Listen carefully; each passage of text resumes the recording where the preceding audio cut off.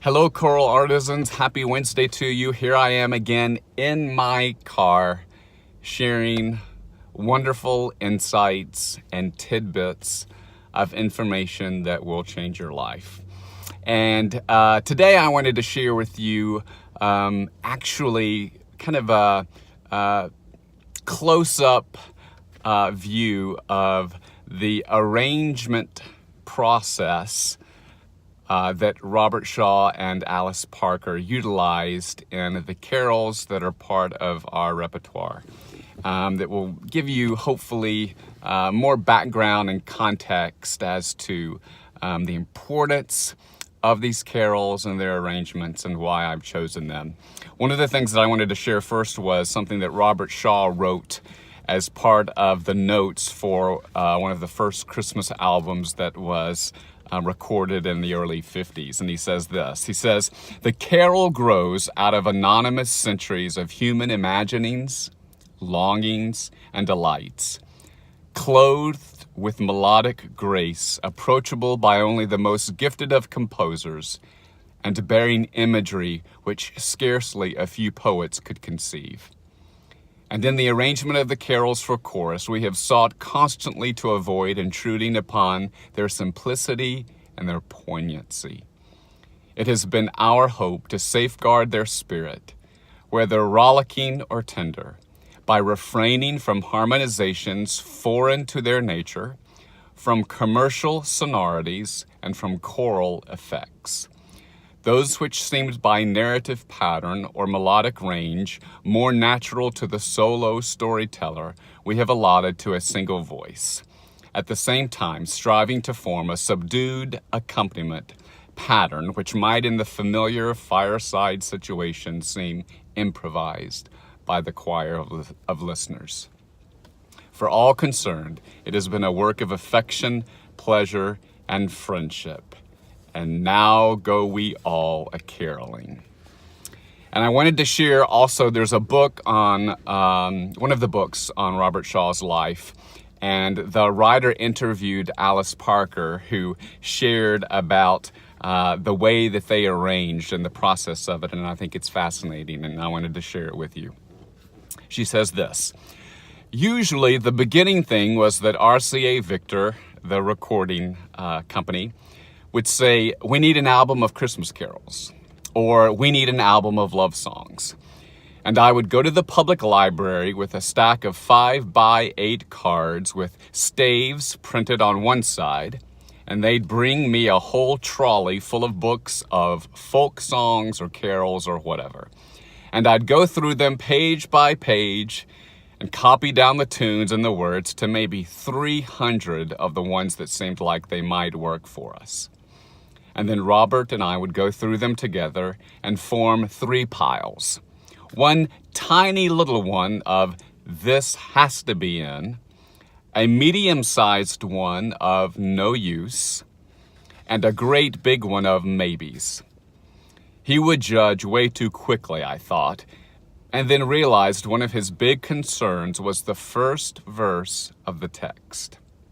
If there was anything in it that caught his ear as unsatisfactory, no matter how good the tune was, he wouldn't use it.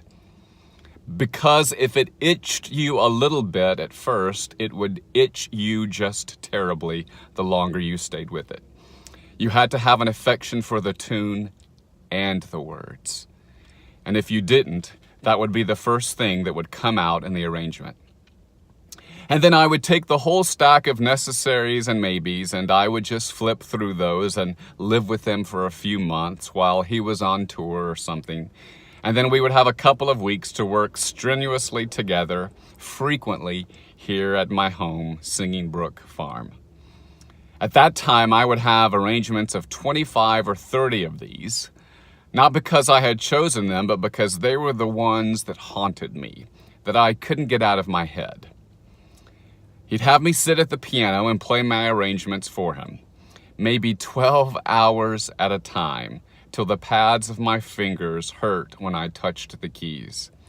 And the first thing he would want to hear was the shape of the whole thing.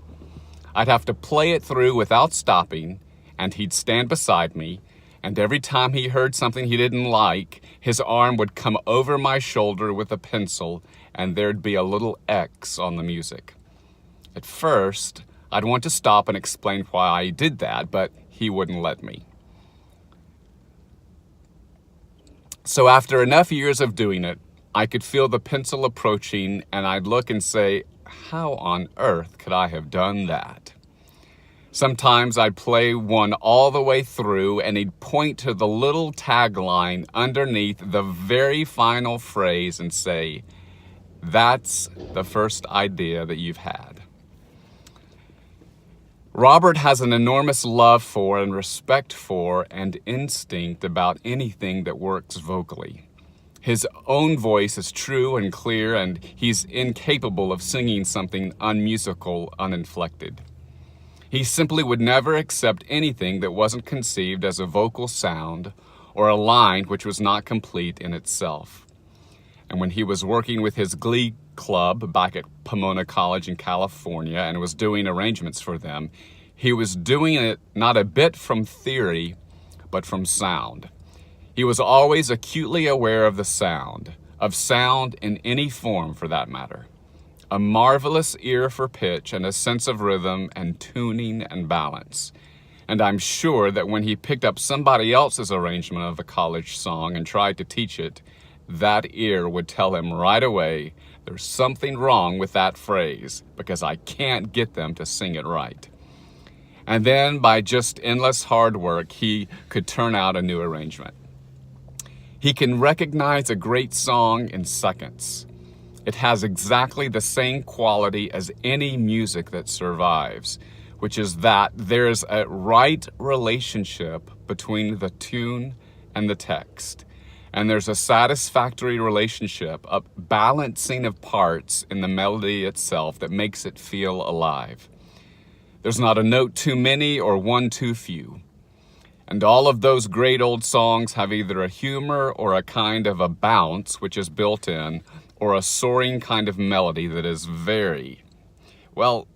it's just listen to that sound and listen to the sound of your own voice singing it when you sing it just as well as you can, which has nothing to do with the vocal quality in terms of professional singing, but has everything to do with inflection, the way you breathe, how you accentuate the words, how the text and the tune fit together, so that you're really getting down to the most elementary musical materials.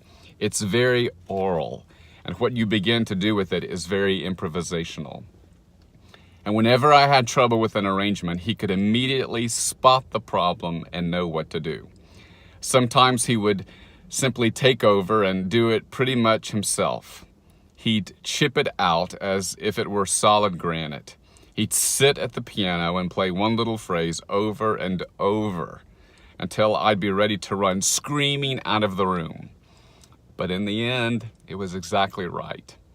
Sometimes what he did, as in the Spanish Christmas carols, was just to change the way one or two syllables fell rhythmically in a line, lending the piece incomparably more richness or finesse.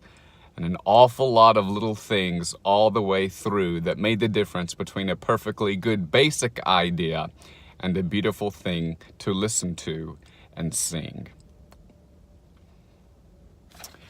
She goes on to say this. He has an incredible sensitivity to the way the people have come to know a tune, too. He'd never let me change a harmonization of a familiar tune. It used to drive me nuts. He'd say, no, that's what people hear, and that's what's right for it. Well, then I'd have to prepare the copy, and that would go to Arnold Arnstein to be copied again and then duplicated for the recording session. And after the recording was over, I would go through everybody's copy of each arrangement, collating markings, breathing places, or places where the singers had difficulty. But there were very, very few changes made in the recording sessions from what he had outlined, precisely because Robert heard so clearly what he wanted beforehand. So I hope that just encourages you this week. It's not something that I could take the time to share with you at rehearsal, but I felt that it would be good for you to know about their relationship and the process that they undertook as they arranged these Christmas carols. I'm grateful for you. I continue to listen to your sectional audio files, and we will see you Monday night. Even though it's Thanksgiving week, we will meet Monday night at New Circle at 7 o'clock. Have a great week.